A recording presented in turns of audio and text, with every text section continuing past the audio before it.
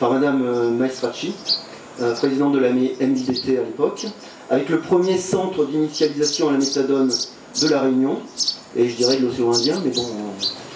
Ce CSST a évolué début 2014 vers un centre de soins d'accompagnement et de prévention en addictologie, un XAPA, qui est là et qu'on aura l'honneur d'inaugurer avec vous tout à l'heure.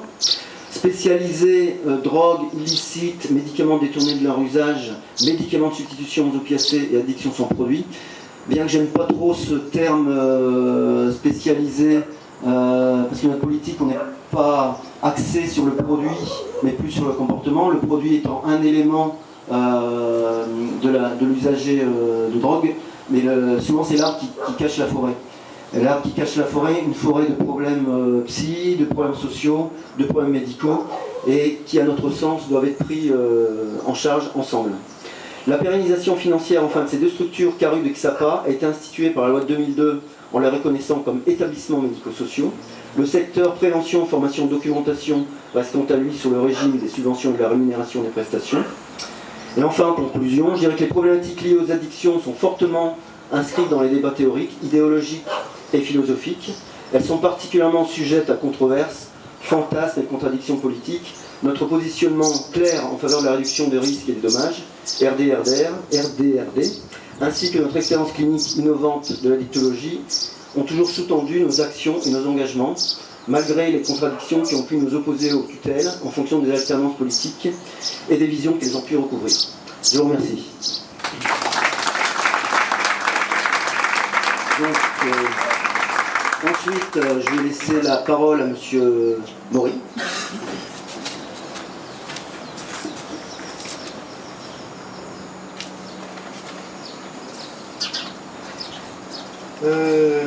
Monsieur le sous-préfet, Madame la présidente de la MIDK, Monsieur le Président, Mesdames et Messieurs les professionnels de la lutte contre les addictions, si vous me permettez aussi, Mesdames et Messieurs, les usagers patients.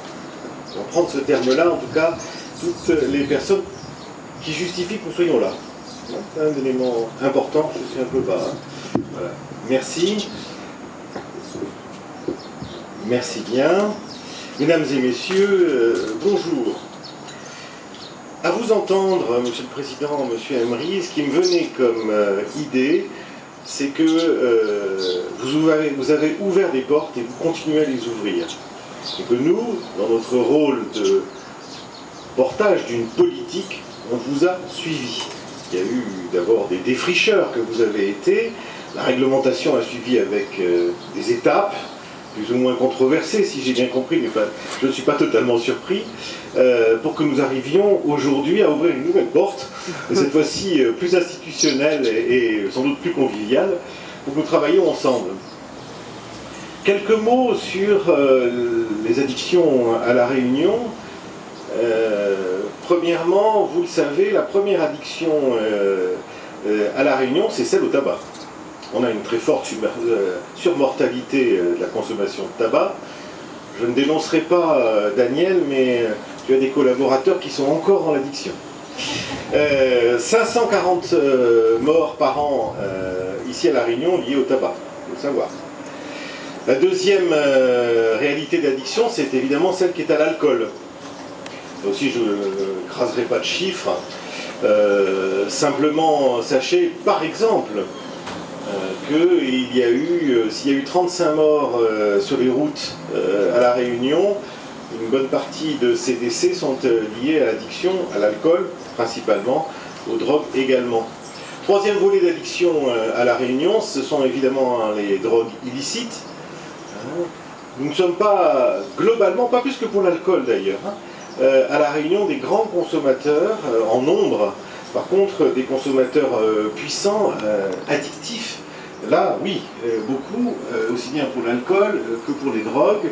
Deuxième élément qui nous inquiète avec Monsieur le Préfet, c'est depuis les années 2000 l'éclatement des grandes variétés de drogues.